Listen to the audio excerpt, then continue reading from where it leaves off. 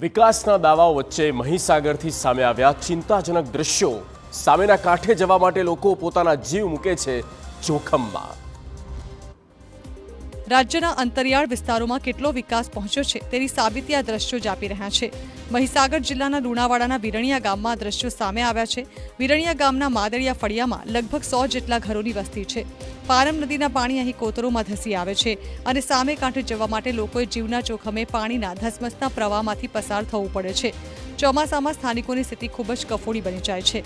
ગામના એક જાગૃત નાગરિકે આ વિડીયો બનાવી વાયરલ કર્યો છે એ આશાએ કે કદાચ તેમને કોઈ મદદ મળશે। ધારાસભ્ય સરપંચ આવા 5 સરપંચો ચૂંટાઈ જશે અને બદલાઈ જા તો મેં ઘણી અરજીઓ કરી। ઘેર જઈને ધારાસભ્યને કીધું કે ધારાસભ્ય એવું કહેશે કે બની જશે તમારો રસ્તો, પણ એ રસ્તો અમારો બનતો નથી। અને ડિલિવરી બોય હોય તમે ખભે ચડાવીને લઈને જઈએ છીએ દવાખાને હાલતા। આ પુલ બન્યા નાળું બન્યા પછી પણ આજે 10 વર્ષ થઈ ગયા છે। અમે આવી જ પરિસ્થિતિમાં જીવન જીવી રહ્યા છીએ। વિરણિયા ગામમાં જવું હોય તો 10 વર્ષ પહેલા અહીંયા નાળા નાખી નાના પુલનું નિર્માણ કરવામાં આવ્યું હતું, પરંતુ પાણીના ધસમસતા પ્રવાહમાં ભ્રષ્ટાચારનો પુલ તણાઈ ગયો। આશ્ચર્યની વાત તો એ છે કે આ ગામ લુણાવાડા કોંગ્રેસના ધારાસભ્ય ગુલાબસિંહ ચૌહાણનું છે।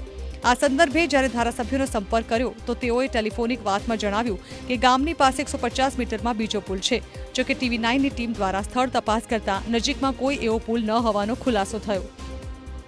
કોઈ હાજો માંદું થાય, કોઈ બીમાર થાય, કોઈ મૃત્યુ બની જાય તો અમારે કોઈ અહીં સગવડ નથી। અમારે અહીંથી ચાલીને 2-2.5-3 કિલોમીટર જઈએ બજારમાં તો અમે આખો દિવસ બગાડીએ તારે અમે ઘરે આવીએ। એટલે અમારે આ બહુ તકલીફ છે। અમારા રસ્તાની જ માંગણી છે, બીજું કઈ માંગણી। કોઈ રાજકારણીયા બધા છે પણ કશું કરતા નથી।